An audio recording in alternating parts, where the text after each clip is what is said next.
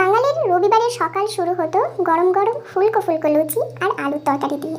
কিন্তু আজকাল কাজের প্রেশার বা অ্যাসিডিটির ভয়ে এই লুচি বাঙালির রবিবারের জলখাবারের মেনু থেকে হারিয়ে যাচ্ছে আর জায়গা করে নিচ্ছে কি সমস্ত হেলদি খাবার দাবার। তো আজ বানাবো ময়দা ছাড়া লুচি, একটু হেলদিভাবে, তাও আবার ওটস দিয়ে।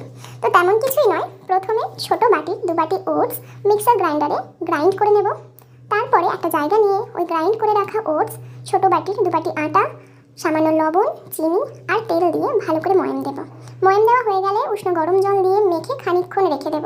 তারপরে ছোট ছোট লিচি কেটে বেলে নিয়ে ডুবন্ত তেলে ভেজে নিলেই রেডি ওটসে গরম গরম ফুলকো ফুলকো লুচি।